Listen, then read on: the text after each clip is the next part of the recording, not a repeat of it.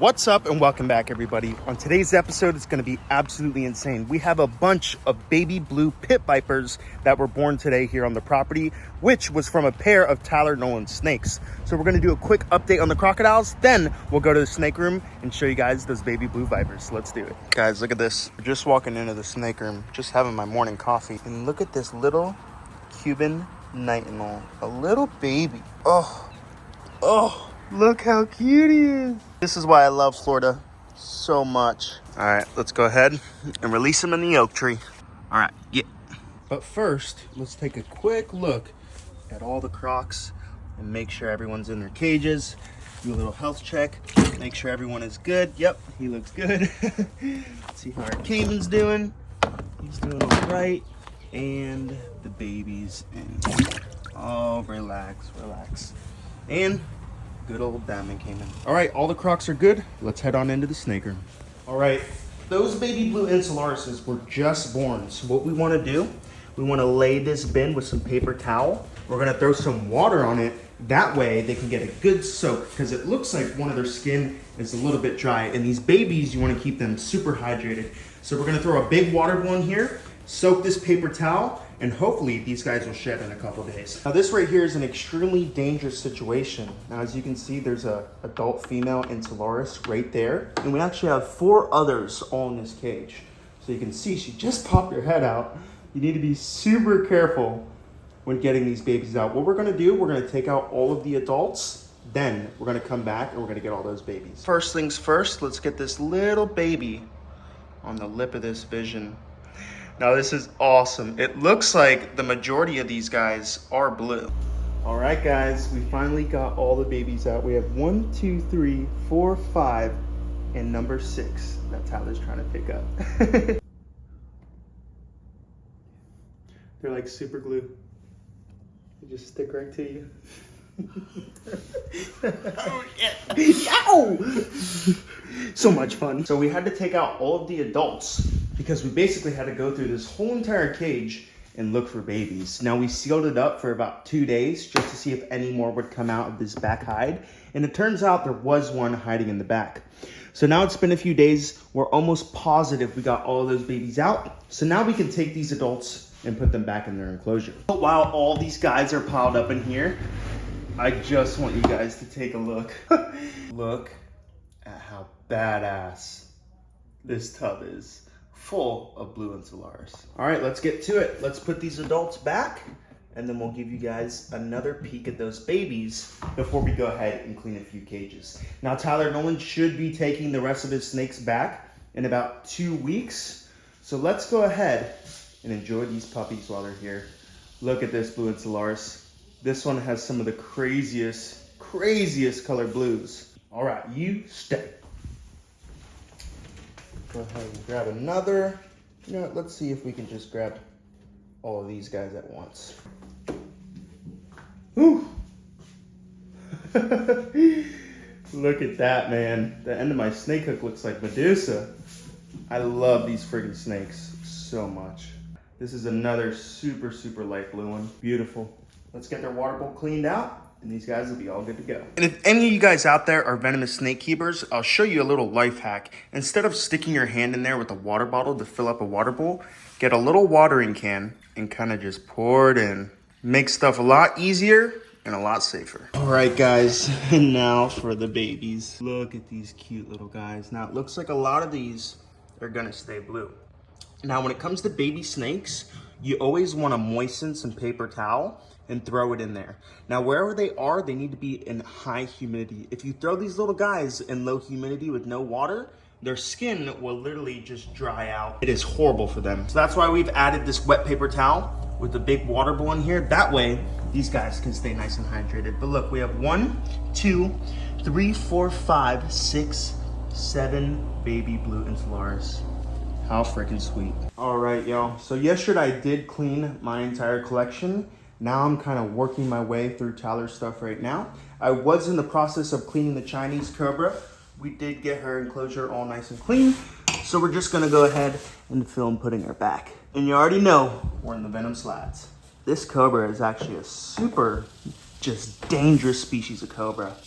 Now they're a little flighty, but when they do decide to come back around, they're major biters, so we just want to be super careful. Very hard snake to keep on the hook, especially when you're doing it with one hand. But y'all need content, so we gotta do what we gotta do. All right, got her nice and balanced. Ooh-wee. All right, y'all, get her done. And per usual, the hybrid rattlesnakes have an absolute giant snake mine, actually 2 giant snake mines in there. So we're gonna go ahead, we're gonna set up the tripod, we're gonna clean these rattlesnakes, we're gonna take our time, we're gonna love on these bad boys because soon these will not be with me anymore. They'll be about a mile down the street at Tyler's house. So if I wanna give them kisses, I'll have to go to Tyler Nolans, which is gonna suck, but that's okay. Let's go ahead and set this up, get these puppies out, and get their cage cleaned. And what a better snake to use the giant, massive python hook on. Look at that, y'all. Miss Robin, one of the most beautiful rattlesnakes in the world. Such a freaking beauty. Go ahead and do the spin. Right in that cage. Oh man, I'm definitely gonna miss these rattlesnakes. I'm gonna miss all the blue Insularis. I'm gonna miss the king cobras. I'm definitely gonna miss all the Tyler snakes. But that's okay. It's time to build and start growing my collection. And last but not least, Mr. Batman.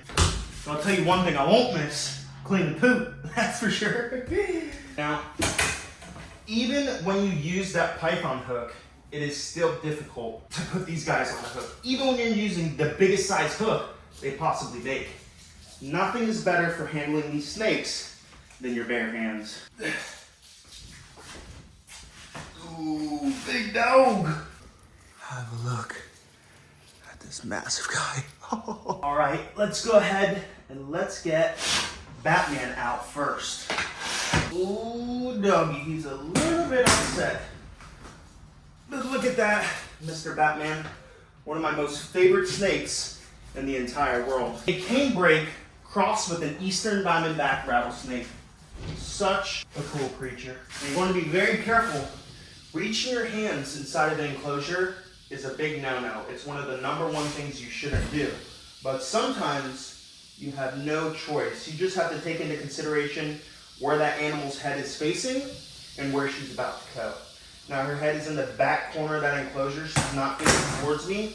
So I know I have a couple seconds to actually grab her body before she turns around. Now once you get a hold on them like this with 2 hands, it's a lot easier to work with them. Look at that. Robin is much lighter in color, so she's a little bit smaller than Batman, but nonetheless, a giant rattlesnake. This hybrid, the Eastern Canebrake hybrid, is one of the largest hybrid rattlesnakes in the entire world, if not the largest. All right, the male's in the back of the enclosure. Let's get her in. All right, let's give her a little bit of a hand. Look at the colors on that snake. All right, let's move on to the next. Now moving down the row, we have this beautiful Tanzanian puff adder. But her cage is nice and clean, so all we're gonna do, we're gonna use our watering can tactic again, and we're just gonna add a little bit of water for her. Just top off her water. But these puff adders are super striky, they're super thick bodied, so if you can, it's best to not handle these snakes at all. All right guys, the next snake that we have to service is this other Tanzania puff adder. Now this guy definitely has a worse attitude than the other one, and he is the darker of the two. So what we're gonna do while filming with one hand, we're just gonna pick this guy up and put him in his holding container. Now filming with one hand and handling venomous snakes probably isn't the smartest idea, especially if you don't know what you're doing. Now I've been handling venomous snakes for about 10 years. I got my start handling venomous snakes and wrestling alligators and catching crocodilians at this place called the Native Village in Hollywood, Florida. Now, when I was about 11, 12 years old, I went to start volunteering at the Native Village. And that's basically where I started wrestling alligators and handling venomous snakes. And that's where I met some of the most important people in my life, like Chandler and my buddy David Weathers. and all kinds of other awesome, intelligent guys when it comes to venomous snakes and the crocodilians. So for the last 11 to 12 years, I've been working with venomous snakes and crocodilians. Now, it takes about 10 years to really understand what you're doing. Now, these snakes, they're super, super difficult to handle. A lot of these crocodilians are extremely hard to read their body language. So you're not really gonna develop that skill unless you're around those animals for an extremely, extremely long time. All right, just gonna balance him out. Put him in there. And that is how you safely move a puff adder. And we're doing it with my new Midwest Tongs hook, thanks to my buddy Jeremy. Now these hooks are crazy light. They're so light. So when you're filming with one hand and just putting one hand on the snake hook, these hooks are awesome for just that. All right, let's close up his cage and get to cleaning. You know what time it is. Time for the fun snakes. Now I strategically always clean my spitting cobras last. So the last 4 snakes we have to clean is my wrinkle spitting cobra, which will be last because she loves to spit. But first will be these 3 black and white spitting cobras. So we'll do these 3 black and whites, then we'll move on to the wrinkles. The reason you always want to do the spitters last is because they'll spit all over you. And typically when you get spit on, you really want to go and take a shower. So you don't want to go ahead and clean the spitters first, get spit all over on, and then have to clean the rest of the collection after. So we're going to go ahead, clean these 3, move on to the wrinkles, and then that will be a wrap on today's video. Now, you guys know the deal. With the spitters, you just want to be super, super calm. If you agitate them, they will spit at you. So you really just want to rub them, let them know, hey, it's not feeding time. It's time to get your cage cleaned. And then you just go from there based on their body language. So if they start to hood up like he is now, you really want to take it slower. Anything to prevent you from being stuck. Ooh, he's going crazy right now. Why is he going so crazy? Back in the cage. All right, y'all, we may have to set the phone up on the tripod because snakes like this, if they go too crazy, you just want to tail them. Now, thankfully, I got her balanced on the hook. All right, and just like that. Handling venomous snakes, it is not hard. It's very, very simple. You just want to be calm, cool, and collective. Take your time, use your tools, and hopefully never get bit. That is the #1 goal of keeping all these snakes, is to never get bit. Not even one single time, because these snakes do not mess around. Any of these snakes in this room can and will kill you. All right, spitter #2, let's go. Now this one is not the nicest, so let's see. Ooh, relax. Oh, don't bite the snake hook. I just want to show you guys real quick the bands on this one. Look how beautiful she is. Favorite spitters. These and the red spitters are my absolute favorite. All right, number trace. We're gonna go ahead, grab this guy out. Now these black and white spitters are pretty darn big. Now this species grows to a decent size compared to other spitters like the wrinkle spitting cobra. Look at that. Super granity textured pattern. Absolutely beautiful. Now these spitters are not bad at all. They're honestly just sweethearts compared to that devil of a wrinkle spitting cobra, which we're about to clean. You guys are so crazy and so unique. You just never know. When you breed these, you could get really any pattern. You can get blotches all over, striped. You can get just weird, unique patterns. These snakes right here are just an awesome snake. Last but not least, the wrinkles spitting cobra. Now this guy, I can see he has a little bit of stuck shed on his head. So I already have this bin over here full of water that we're gonna put him directly into. But let's see how he's feeling today.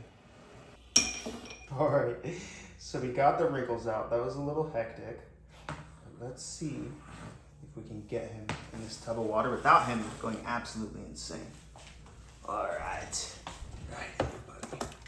All right, guys, that is the end of today's video. If you guys enjoyed today's video, if you enjoyed seeing all those baby blue Insularis, these spitting cobras, and me, don't forget, like, comment, and the most important part, subscribe to the YouTube channel. We'll see you next time.